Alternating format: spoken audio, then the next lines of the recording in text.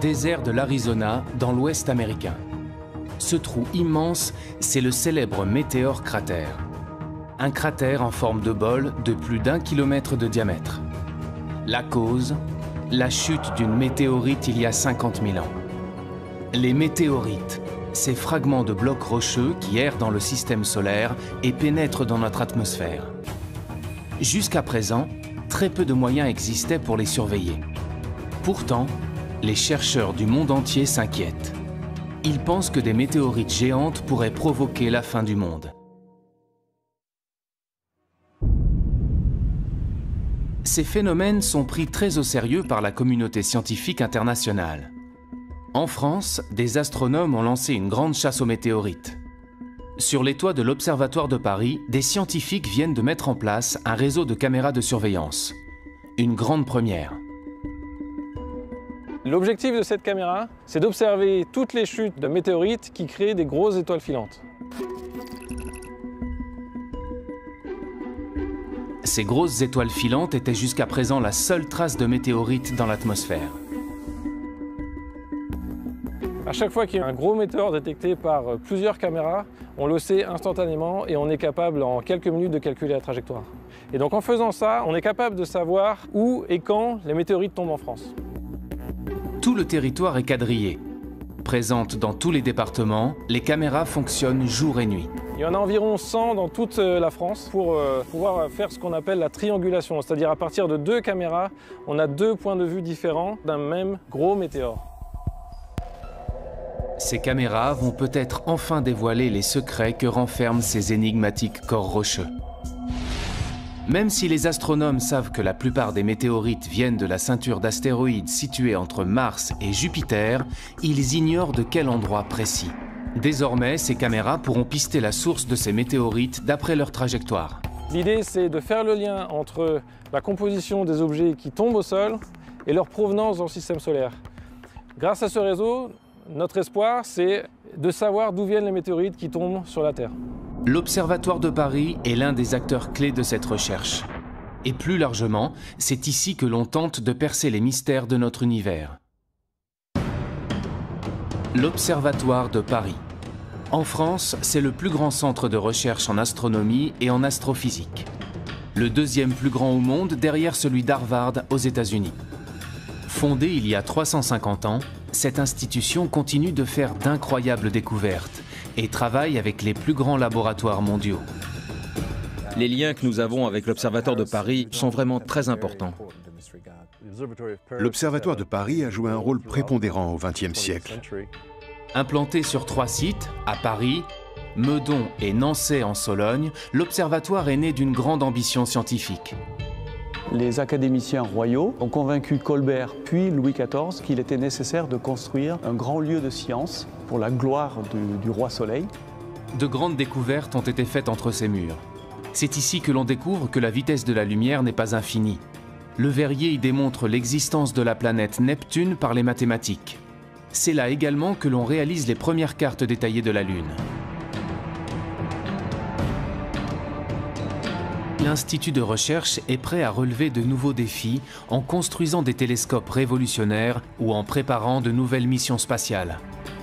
Ce sera la première fois que le LESIA travaillera sur un instrument qui atterrira sur Mars. L'une des premières choses qu'on doit le rechercher, c'est est-ce qu'il y a de l'eau liquide à la surface des objets qu'on va étudier.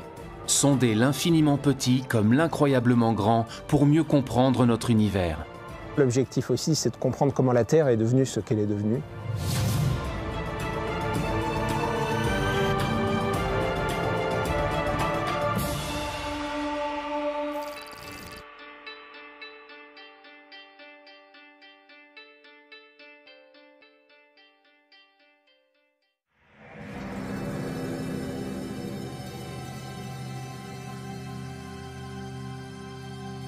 Nous sommes à l'ouest de la capitale, à Meudon.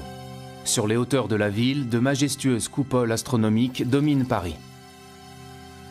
Fondé en 1876 par l'astronome Jules Janssen, le site de Meudon est rattaché à l'Observatoire de Paris depuis le début du XXe siècle. À première vue, l'endroit semble paisiblement endormi. En réalité, il abrite les projets scientifiques les plus ambitieux d'aujourd'hui. Ici, on ne se contente pas d'observer les étoiles. On prépare entre ces murs les grandes conquêtes spatiales de demain, en collaboration avec les laboratoires les plus renommés au monde. La nouvelle approche que permet le spatial, c'est à la fois un point de vue différent, d'être en dehors de l'atmosphère de la Terre, ce qui permet d'observer certaines longueurs d'onde qui sont inaccessibles au sol, donc de sortir de l'enfermement sur Terre, qui était le lot des astronomes précédents. Grâce à certaines missions spatiales, on tente aussi de se prémunir de risques majeurs qu'encourt notre planète. Au LESIA, le laboratoire d'études spatiales, on participe justement au lancement d'un nouveau satellite, Solar Orbiter. Il quittera la Terre pour une destination un peu particulière, le Soleil, notre étoile. Un grand projet international développé par l'Agence spatiale européenne et la NASA. Solar Orbiter est une mission qui va permettre d'observer l'activité du Soleil sur place directement avec l'observation du Soleil dans certains instruments, mais aussi à distance avec les éjections de masse coronale, c'est-à-dire les éjections de matière solaire qui voyagent à travers le milieu interplanétaire et dont certaines peuvent arriver jusqu'à la Terre et perturber les télécommunications ou les satellites d'observation. En effet, notre étoile connaît d'impressionnantes éruptions. Des milliards de tonnes de matière solaire sont éjectées du Soleil à plus de 1000 km par seconde, avec des répercussions directes sur la Terre. Ces éruptions peuvent mettre en danger la vie des astronautes et ont déjà causé des coupures d'électricité géantes. Nous sommes une société technologique qui utilise de plus en plus d'instruments qu'on envoie dans l'espace et qui est soumis à l'influence de cette étoile du Soleil. Ça peut endommager certains satellites, ça peut perturber les télécommunications, ça peut créer des coupures électriques généralisées à l'échelle de régions entières. Pour se prémunir de ces risques, l'Observatoire de Paris construit un instrument fondamental dans le cadre de cette mission. Le LESIA est impliqué dans le sonde spatiale Solar Orbiter par la production d'un instrument qui s'appelle RPW, qui est en charge de mesurer les ondes émises par les plasmas interplanétaires. La conception de cet instrument est maintenant presque terminée. Une fois le satellite lancé, il mettra plusieurs années pour atteindre le Soleil. Sa mission durera entre 7 et 10 ans et les premiers résultats ne devraient être connus qu'en 2022.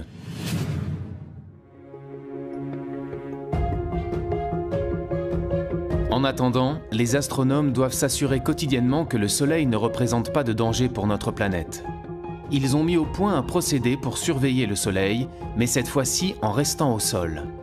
Le même procédé depuis plus d'un siècle.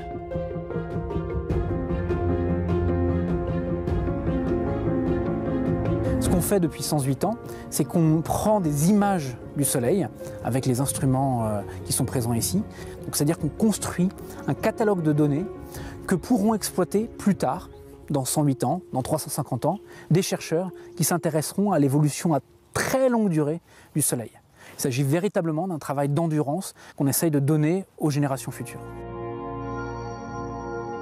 Tous les jours, sans exception, depuis plus de 100 ans, les astronomes prennent des photographies du Soleil. Un procédé relativement artisanal qui fonctionne grâce à ce que l'on appelle un spectrohéliographe. Sa mission, enregistrer les taches et les protubérances du Soleil.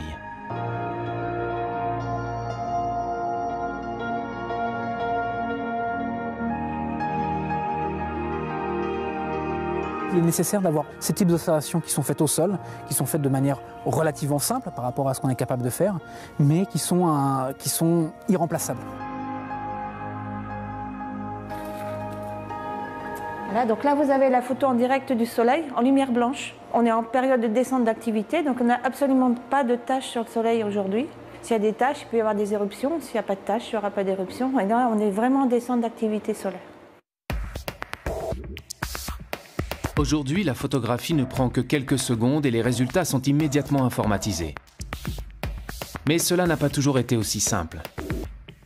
L'Observatoire de Paris a 350 ans. Ça fait à peu près 350 ans que certains chercheurs s'intéressent à étudier le Soleil. Mais à l'époque, ils avaient des méthodes où ils remplissaient des cahiers, où ils marquaient leurs observations. Section sur K, c'est la longueur d'onde, hein, surtout la longueur d'onde et l'heure du cliché là-dessus. 22 juillet 1929. Donc ça, c'est marqué tous les jours d'observation. Les pauses aussi, 3 minutes, pause. Grâce à cette observation sur une très longue période, les astrophysiciens ont pu identifier avec précision différents cycles d'activité solaire extrêmement réguliers. C'est cette régularité qui leur permet de prévoir les fortes éruptions et les perturbations potentielles. Le Soleil est vivant, il y a des moments où il est plus actif et des moments où il est moins actif.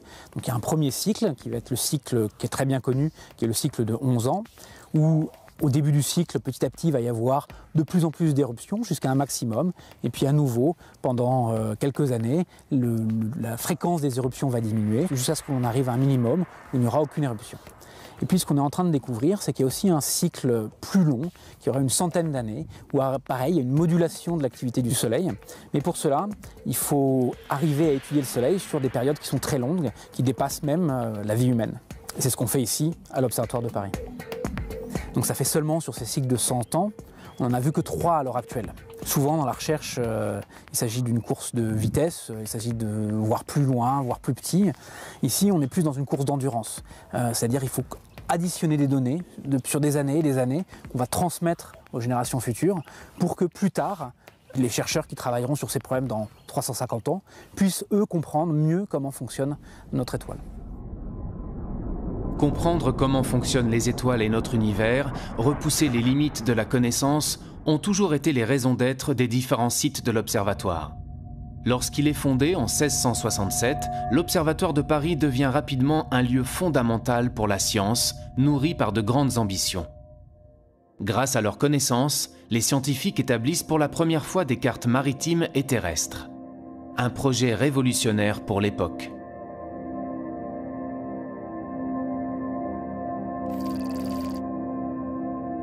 Sous le règne de Louis XIV, il était nécessaire de construire des cartes précises. Et on avait demandé à l'époque aux astronomes, grâce à leur connaissance du ciel et des mesures de latitude et de longitude, de construire la carte, notamment la carte de France.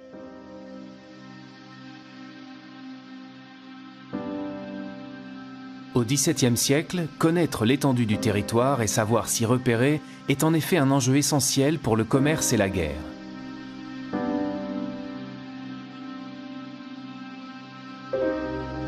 Pour l'anecdote d'ailleurs, il s'est avéré que cette carte montrait que le territoire du royaume de France était en fait beaucoup plus petit que ce qu'on croyait à l'époque, ce qui a fait dire à Louis XIV que ces astronomes, qui l'avaient si bien soutenu financièrement, lui avaient fait perdre plus de territoire que ne lui avait fait gagner toutes ces guerres. Cette carte, qui nécessite 60 ans de travail, représente une véritable innovation scientifique.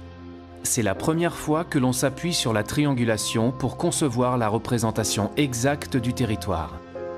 Et cette carte prend comme point zéro géographique une ligne méridienne, une ligne droite scindant le territoire en deux. C'est d'ailleurs en suivant cette ligne nord-sud que l'Observatoire de Paris a été construit.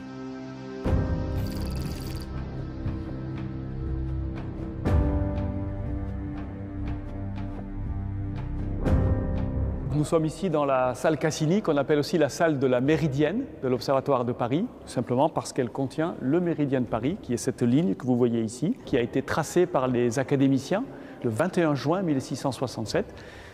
Ces académiciens qui ont donné comme instruction à l'architecte Claude Perrault de construire un bâtiment symétrique par rapport à cette ligne. Cette salle majestueuse, en fait, est un gigantesque instrument de mesure. En haut, ici, vous avez une ouverture avec une petite optique qui permet de projeter l'image du Soleil sur le sol. L'été, le Soleil est très haut sur l'horizon et par conséquent, l'image du Soleil se projette de ce côté de la salle. L'hiver, il est très bas et l'image du Soleil se projette complètement de l'autre côté de la salle. Et entre les deux, l'image du Soleil fait un aller-retour. Et donc tous les jours, à midi vrai, on peut mesurer précisément à quel endroit cette image traverse le méridien. En projetant l'image du Soleil sur cette ligne, les astronomes de l'Observatoire ont pu démontrer que l'axe de rotation de la Terre s'inclinait sur son orbite. Ils ont également pu établir une mesure précise du temps grâce à cette ligne méridienne. Pendant presque tout le XVIIIe siècle, les astronomes ont mesuré précisément, jour après jour, année après année, la position du Soleil sur le méridien à chacun de ses passages. À la fin du XIXe siècle, les transports se développent fortement et une heure universelle doit être adoptée. La suprématie anglaise dans le commerce maritime fait gagner le méridien de Greenwich. Mais l'observatoire reste l'un des maîtres incontestables du temps et définit encore l'heure légale française.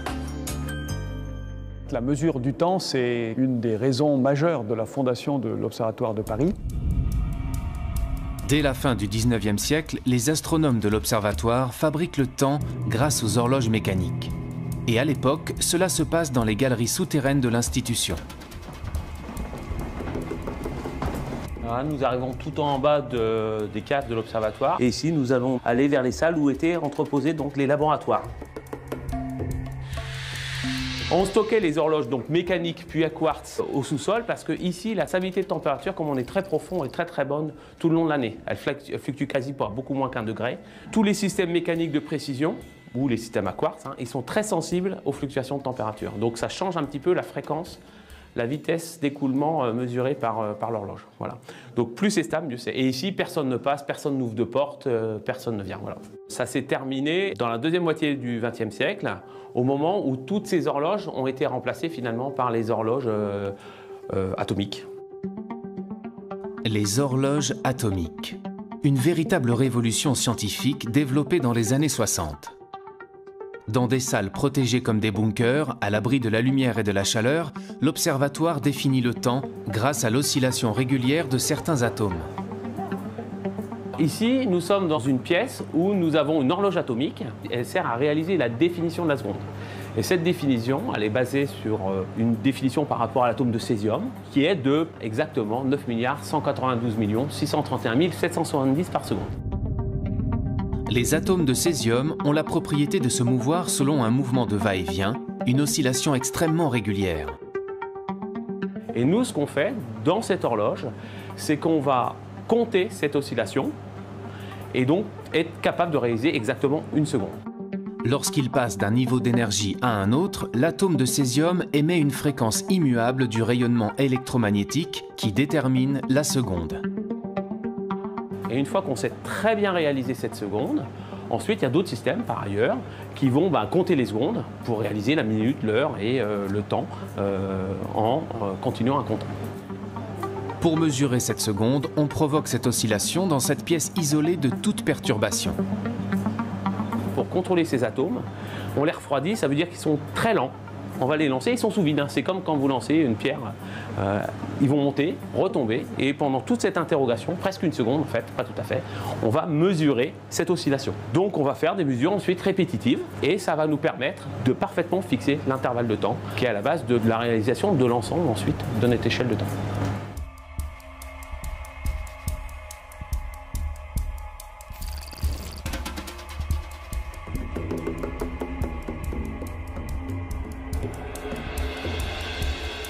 C'est aussi à l'observatoire qu'on invente l'horloge parlante en utilisant la référence de temps calculée dans ses laboratoires. L'idée est simple, donner par téléphone la même heure sur tout le territoire à tous les Français par une même voie. À l'Observatoire de Paris, chaque nuit, le service qui a mission de fabriquer l'heure vit de la sorte une perpétuelle course contre la montre entre les renseignements fournis par les étoiles et les pendules dont il faut régler les tops sur ceux de la pendule mère. Il suffit de composer un numéro de téléphone pour obtenir la voix que tout Paris connaît et l'heure exacte. Il sera exactement 9h40. Merci. Les astronomes de l'observatoire ont une connaissance si poussée concernant le temps qu'ils peuvent répondre à toutes les questions que l'on se pose sur les éphémérides, sur le mouvement des astres dans le ciel, même très loin dans le passé.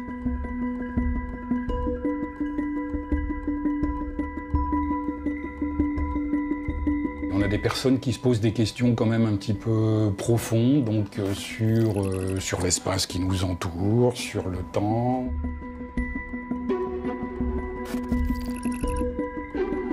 On a des demandes très spécifiques, ou d'historiens ou d'archéologues. Ils ont découvert en fait une inscription qui gravée dans la tour même de la cathédrale de Nevers, à la Saint-Michel, 1606, fut éclipse à 1h après-midi et fut nuit claire. Par rapport à ça, j'ai fait des recherches, il n'y avait pas d'éclipse, en tout cas en 1606. Par contre, il y en avait une qui pouvait être favorable, correspondre à celle-là, c'était l'année précédente, en 1605.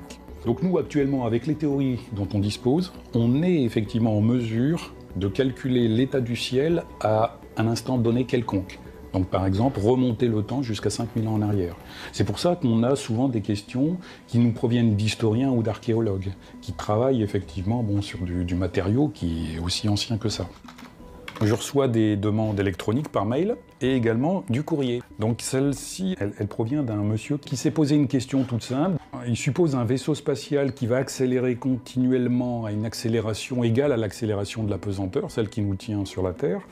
Et en disant, à partir de ça, combien de temps va mettre ce vaisseau spatial pour atteindre une vitesse égale à la vitesse de la lumière et à quelle distance de la Terre cette vitesse sera atteinte. Alors il a fait le calcul, et puis il me demande juste de vérifier si son calcul est correct. Il signe d'ailleurs par Carpe Diem. Alors, bon, Carpe Diem, hein, on sait tout ce que ça veut dire. Donc le monsieur, c'est quand même un monsieur qui est connu. Bon, il est en prison, je crois, depuis les années 70, c'est un tueur en série. Je reçois aussi des courriers de tueurs en série. J'essaye de répondre à tout et à tout le monde. Donc le monsieur en question, je lui ai répondu, son calcul était juste, à peu près juste. Donc c'est pour dire que vraiment dans ce service, on a de tout. On a du très sérieux et puis on a du loufoque, de l'insolite, de toutes sortes de choses, quoi.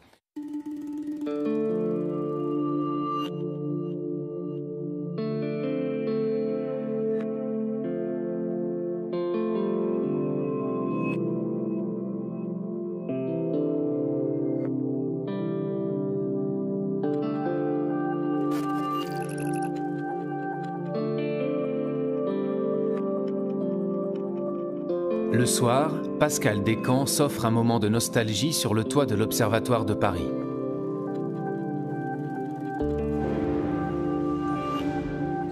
La lunette Arago, le plus célèbre instrument de l'Institut d'astronomie, marche toujours parfaitement.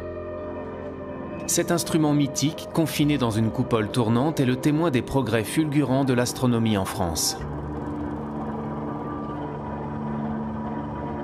Au moment de sa construction au XIXe siècle, c'était la plus grande lunette astronomique du monde. 38 cm de diamètre et 9 mètres de focale. Cet instrument mythique, voulu par François Arago, a contribué aux recherches les plus célèbres de l'Observatoire de Paris.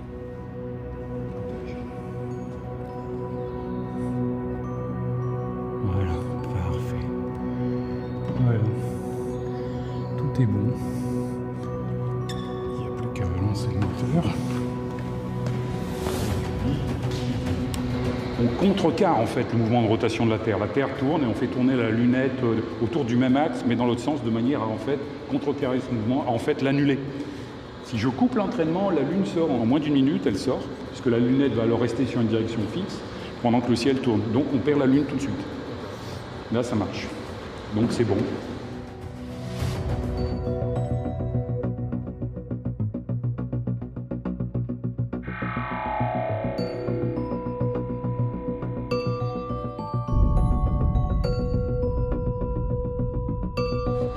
On sent vraiment le relief lunaire de façon assez impressionnante. Ouais, là c'est très. Et puis ça bouge pas.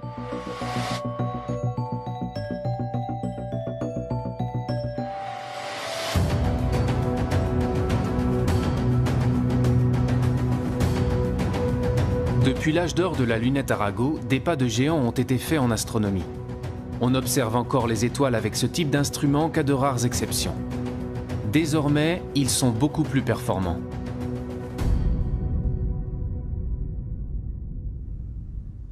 Pour obtenir une meilleure vision des astres, on construit des réseaux de télescopes utilisés par des équipes de recherche de différents pays. Astronome à l'Observatoire de Paris, Vincent Coudet du Foresto travaille justement depuis 15 ans sur un réseau de télescopes construit aux États-Unis.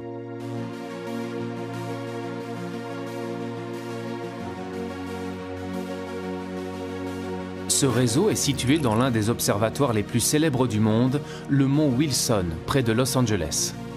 C'est ici que l'on a découvert que l'univers était en expansion. Chaque année, l'astronome français et ses collègues étrangers se réunissent en Californie pour faire avancer leurs projets communs. De grands projets internationaux qui donnent à la science plus d'envergure. Ce qu'il y a de terrible quand on travaille ici, c'est qu'on a beaucoup de collaborateurs français et qu'on est forcé d'aller en France régulièrement. Les liens que nous avons avec l'Observatoire de Paris et Meudon sont vraiment très importants. Nous ne serions pas capables de développer toutes nos recherches scientifiques sans ces collaborations. Parce qu'on ne peut pas être expert dans tous les domaines. Nous avons besoin de personnes qui viennent observer nos instruments et viennent enrichir ce que nous faisons avec leurs connaissances.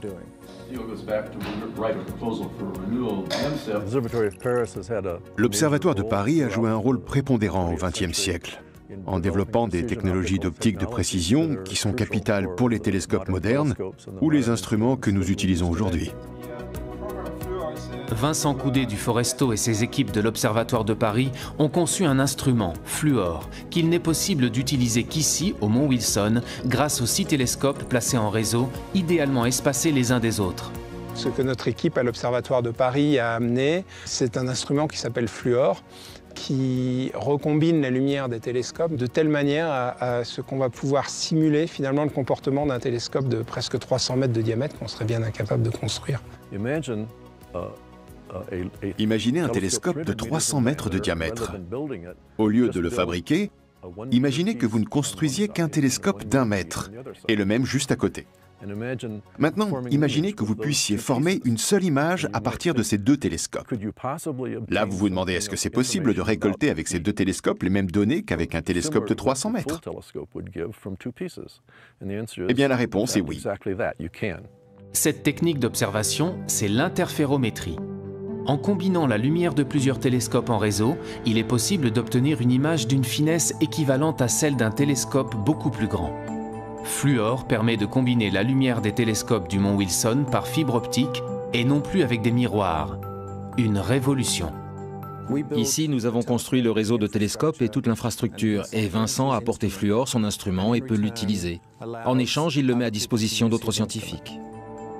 On ne pourrait pas faire le travail qu'on fait maintenant s'il n'y avait pas ces collaborations internationales. Les compétences, elles sont très complémentaires. Ici, il y a une infrastructure qui est complètement unique, avec ces télescopes qui sont éloignés les uns des autres, qui permettent vraiment de simuler un télescope géant. Nous, on apporte un instrument qui permet de faire des images avec une très grande précision. Et c'est justement de l'apport de ces compétences complémentaires qu'on peut obtenir des observations intéressantes.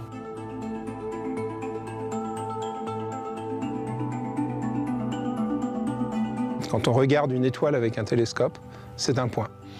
Toutes les étoiles apparaissent comme des points parce que même les plus grosses des étoiles sont trop petites pour être résolues par les télescopes.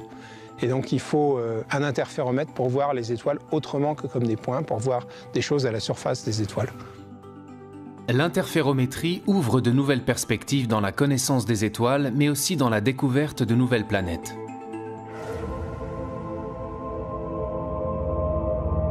Parmi les projets qu'on a avec Fluor, il y en a un où on va regarder l'environnement des étoiles, ce qui se passe autour des étoiles. Et on sait que les étoiles, notamment quand il y a des systèmes planétaires, il y a des poussières qui restent en orbite autour de l'étoile et qui diffusent une sorte de lumière de halo. Et pour nous, ces lumières, c'est un peu la trace, c'est un peu la signature d'un système planétaire qui peut se trouver derrière. La signature d'un système planétaire comme celle d'exoplanètes, des planètes situées hors du système solaire, et que les astronomes découvrent par centaines depuis 20 ans.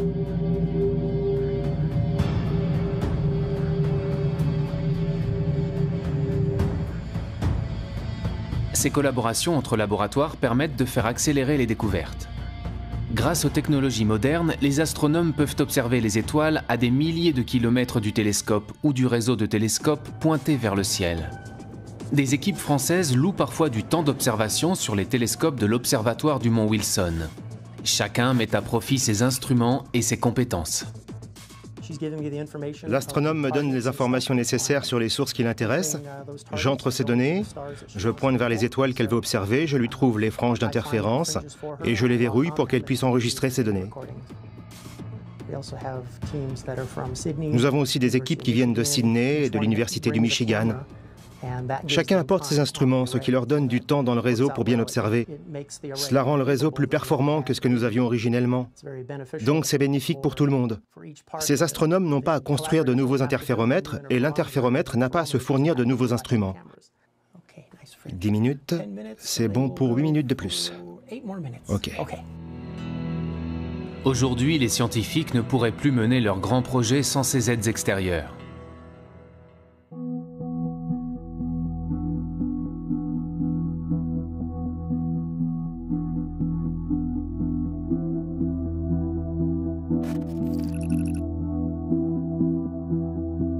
La recherche, c'est l'échange d'idées, et donc l'échange, la confrontation, la critique, et de la critique naît de nouvelles idées. Donc si on est tout seul dans son coin, en général, on n'arrive pas à grand-chose. En tout cas, on a besoin d'être à certains moments seul dans son coin pour réfléchir, mais si on ne confronte pas ces idées à la communauté à un moment ou à un autre, de toute façon, on n'avancera pas. Les découvertes futures nécessitent des moyens extrêmement importants qu'aucun pays au monde n'est capable de mettre sur la table tout seul. Donc on peut dire que tout ce qui était facile a déjà été fait, si vous voulez, et pour aller plus loin maintenant, il faut développer ces grands projets beaucoup plus complexes et beaucoup plus coûteux. Aujourd'hui, de nombreux pays rassemblent leurs forces pour résoudre la grande question de l'humanité. Sommes-nous seuls dans l'univers? Existe-t-il de la vie extraterrestre? Une planète pourrait apporter des réponses et obsède les chercheurs du monde entier. C'est Mars, la planète rouge. Après le succès de la mission menée sur Mars en 2012 et le lancement du rover Curiosity, les astrophysiciens espèrent que la planète rouge répondra enfin à leurs questions. Avec la NASA et une dizaine de laboratoires en France, les chercheurs de l'Observatoire de Paris participent à l'une des missions les plus attendues, la mission Mars 2020. La mission Mars 2020 est la mission qui va continuer d'explorer la surface martienne à la recherche de l'eau passée, de la minéralogie passée et de la biologie, de la possible existence de vie à la surface de Mars. L'une des premières choses qu'on doit rechercher, c'est est-ce qu'il y a de l'eau liquide à la surface des objets qu'on va étudier. Pour répondre à cette question, les astrophysiciens de l'Observatoire de Paris conçoivent un petit instrument placé sur la caméra du rover. Nous travaillons ici sur une partie des détecteurs et sur toute l'ingénierie système de la caméra qui sera placée au bout d'un mât sur cette mission spatiale. On fabrique un petit instrument qui est un spectromètre infrarouge qui va nous permettre de faire la spectroscopie de la surface martienne. En fonction des différentes couleurs qui seront présentes, on sera capable de dire quels sont les minéraux qui sont présents à la surface de Mars et éventuellement même en quelle quantité. On va aussi essayer de voir s'il y a de la matière organique à la surface de Mars.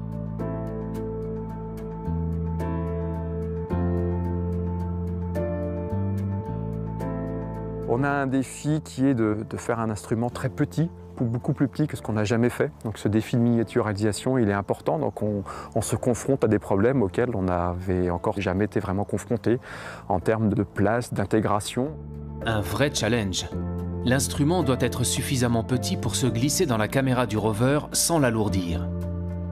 Pour concevoir leur spectromètre infrarouge, les astrophysiciens font fabriquer sur place, dans l'atelier de l'Institut, leurs pièces miniatures construites sur mesure.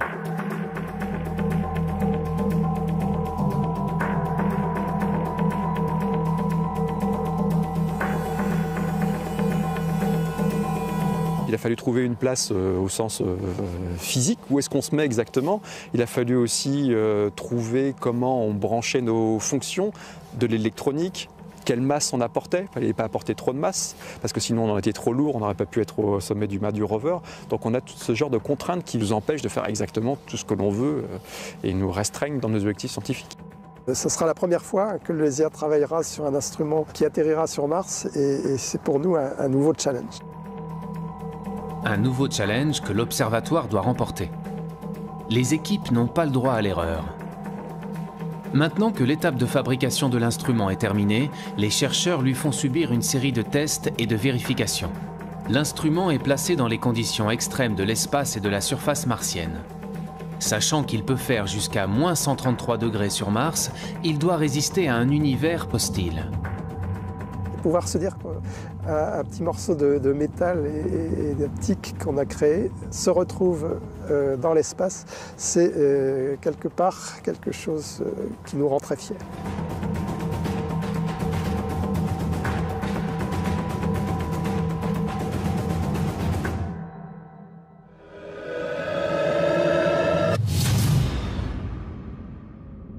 Au-delà de la recherche de vie extraterrestre, les scientifiques s'emparent d'une autre question cruciale.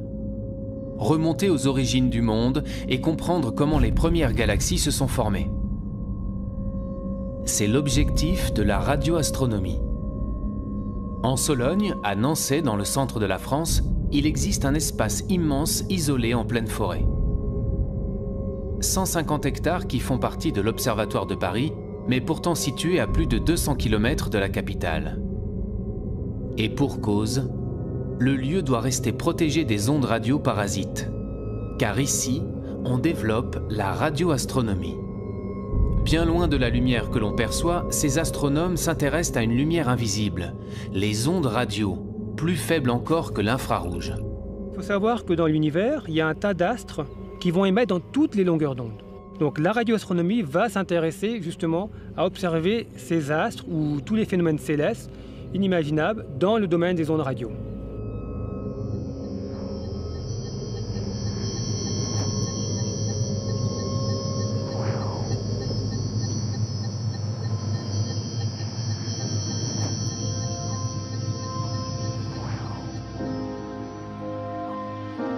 Les ondes radio émises par les étoiles sont collectées par cet immense instrument métallique.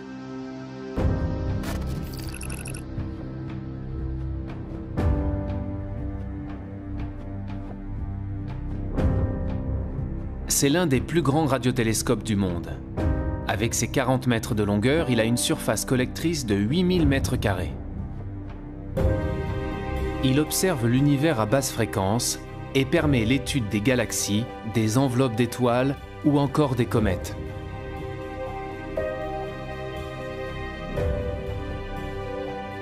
Vous pointez le télescope vers une direction d'observation du ciel, c'est la source qui vous intéresse. Donc le rayonnement arrive sur ce qu'on appelle un miroir qui va être mobile. Il réfléchit ce rayonnement sur un miroir fixe qui lui-même va réfléchir ce rayonnement dans un chariot où se trouve le récepteur. Ici, on peut voir presque l'intégralité du ciel, bien sûr, de notre hémisphère. Les ondes à basse fréquence correspondent à celles d'astres très éloignés et qui ont mis beaucoup de temps à nous parvenir, donc très anciens. La radioastronomie permet de remonter le temps et d'accéder aux origines de l'univers. Quand vous avez un objet émetteur en ondes radio qui s'éloigne de vous, cette fréquence, ce signal caractéristique va être décalé vers les basses fréquences. Et donc, ainsi, vous allez pouvoir étudier l'hydrogène dans l'univers lointain. C'est pour ça qu'actuellement, il y a des projets qui se développent à très basse fréquence, parce que ce qui permet d'étudier l'univers quand il était très très jeune, donc quelques centaines de millions d'années par exemple. C'est également grâce à la radioastronomie que l'on a découvert les pulsars issus de l'explosion d'étoiles en fin de vie. Les pulsars nous ont donné de nouvelles indications sur la structure de la Voie lactée. Désormais, les chercheurs veulent aller encore plus loin dans l'observation des astres grâce à des radiotélescopes de nouvelle génération comme Nénuphar.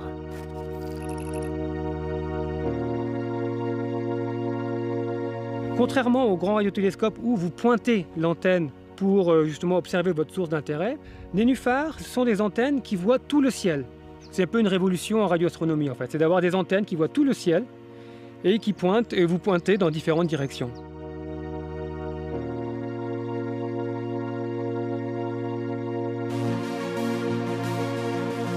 Ce réseau de 1824 antennes à très basse fréquence va permettre d'étudier l'univers quelques millions d'années après le Big Bang, la formation des galaxies. De nouvelles découvertes majeures en perspective.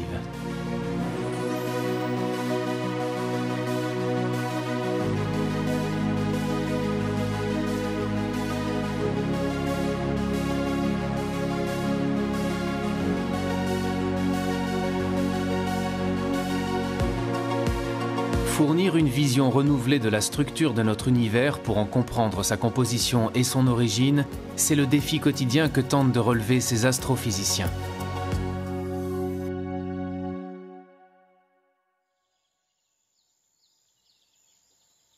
Depuis peu, l'observatoire explore également le ciel dans les plus hautes énergies, à l'autre extrémité du spectre électromagnétique, bien au-delà de la lumière visible.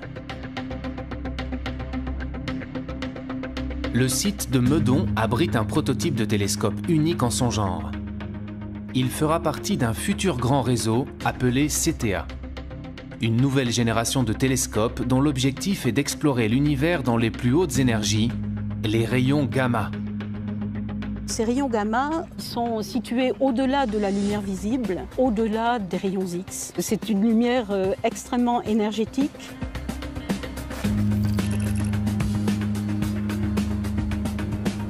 CTA va pouvoir observer des photons gamma qui ont des énergies de 10 puissance 10 à 10 puissance 14 fois plus grandes que l'énergie de photons optiques. Donc on voit qu'on touche là à un domaine qui est tout de même très loin de notre perception directe, personnelle. Grâce à une technologie interposée, on va pouvoir imaginer des façons de mettre en évidence ces rayons gamma et de les étudier, et du coup de devenir sensible, disons, en tant que civilisation technologique, on est devenu sensible aux rayons gamma de très hautes énergies. À ce stade du projet, les chercheurs sont encore en phase de test sur le prototype. Mais bientôt, plusieurs dizaines de télescopes comme celui-ci collecteront partout dans le monde ces rayons gamma. Ce que les télescopes vont observer, ce sont des flashs de lumière émis par des gerbes de particules. Des particules produites par les rayons gamma lorsqu'ils pénètrent dans l'atmosphère. On va pouvoir faire l'image de ces gerbes atmosphériques. Donc ça va faire une sorte de cascade de particules qui va descendre petit à petit vers le sol. Et dans cette gerbe atmosphérique, il y a justement des particules très rapides qui vont émettre un flash bleuté très ténu qui va être détecté par les caméras des télescopes Cherenkov. Et on voit les produits que son entrée dans l'atmosphère a générés et le rayonnement qui en résulte au bout du compte. Il faut avoir une résolution temporelle pour suivre l'évolution de ces flashs de l'ordre de la nanoseconde. Donc la nanoseconde, c'est 1 milliardième de seconde.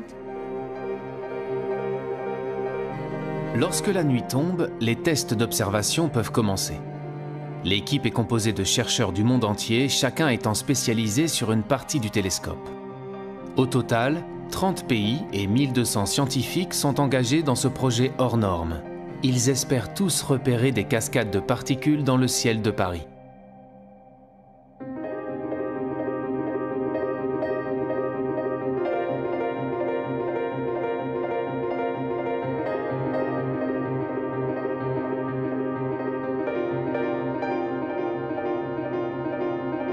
On va orienter pour identifier ces gerbes atmosphériques qu'on peut repérer. Elles sont partout, il y en a partout dans le ciel, hein, donc on peut chercher l'endroit qui nous paraît le plus dégagé. En l'occurrence, ça va être cette zone-là qui est bien indiquée parce qu'en plus, elle est assez protégée des lumières de Paris. Donc là, elle n'a pas de nuages, donc on va pointer dans cette direction.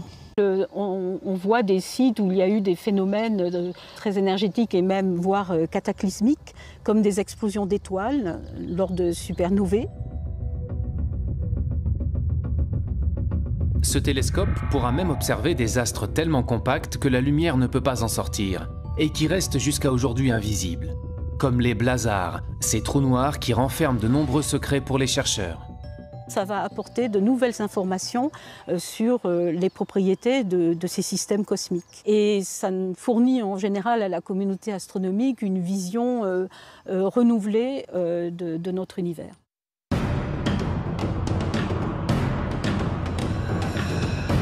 Grâce à tous ces nouveaux instruments ultra perfectionnés et des connaissances toujours plus poussées, les astrophysiciens peuvent observer le ciel dans les plus basses fréquences comme dans les plus hautes énergies. Mais ils se confrontent toujours à une limite, celle de la formation de notre univers. Aujourd'hui, on n'est pas capable en fait de remonter aux premières sources, à l'origine, à nos origines. On a besoin d'observer des galaxies de plus en plus lointaines, beaucoup plus distantes. Et pour cela, eh bien, il faut des instruments de plus en plus puissants. L'instrument d'observation le plus puissant, c'est le projet futuriste ELT, Extremely Large Telescope. Un télescope européen géant, le plus grand télescope au monde, celui qui va peut-être réussir à remonter le temps jusqu'à l'origine de l'univers. Là, le but, c'est vraiment d'aller jusqu'au bout, d'aller vraiment étudier physiquement en fait, les premières sources de l'univers. C'était quoi d'abord? Est-ce que c'était des galaxies? Est-ce que c'était des amas d'étoiles? Est-ce que c'était autre chose? Des étoiles même, simplement, en explosion? C'est un télescope qui va être installé dans les années 2020. Ça consiste à prendre tous les grands télescopes existants sur la Terre aujourd'hui, c'est-à-dire 15 grands télescopes de 10 mètres, les mettre ensemble, combiner leurs miroirs et d'en faire un seul. Ces 39 mètres de diamètre, on doit les installer sous une coupole, ce qui fait que la coupole représente à peu près l'équivalent de 3 arcs de triomphe superposés. C'est l'un des projets européens les plus ambitieux en matière d'observation au sol.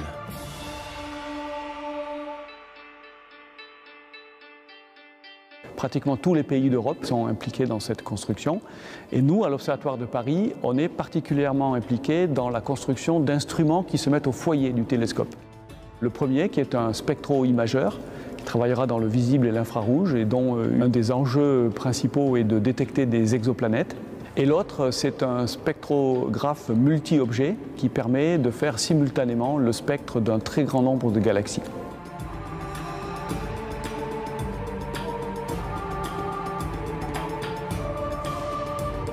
Il y a plus de 100 milliards de galaxies dans l'univers. Alors chacune de ces galaxies contient plus de 100 milliards d'étoiles.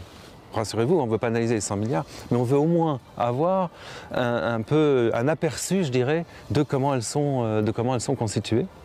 Et pour ça, il nous en faut beaucoup plus qu'une. Il en faut plusieurs centaines.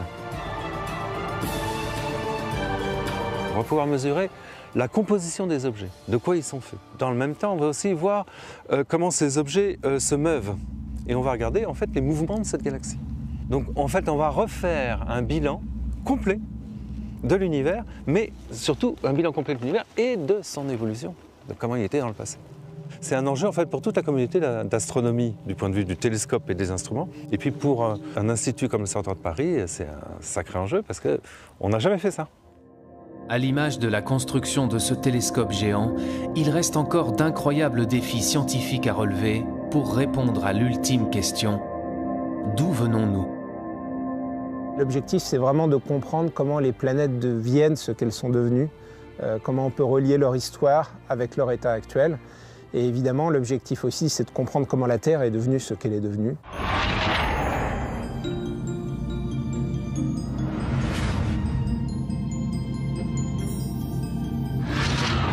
Imaginez par exemple un archéologue, il pourrait étudier par exemple toutes les espèces d'évolution, par exemple si on s'intéresse à l'évolution de l'homme, vous auriez à votre disposition toutes les différentes étapes.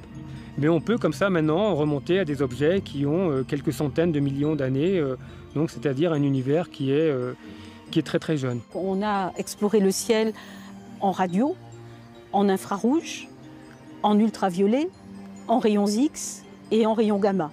Donc là, on a balayé tout le spectre électromagnétique et maintenant l'astronomie moderne peut utiliser des informations sur le ciel venant de tous ces domaines. Et dans chacun de ces domaines, il y a eu un renouveau complet qui fait qu'aujourd'hui encore, l'astrophysique reste une science extrêmement active et en complet renouvellement.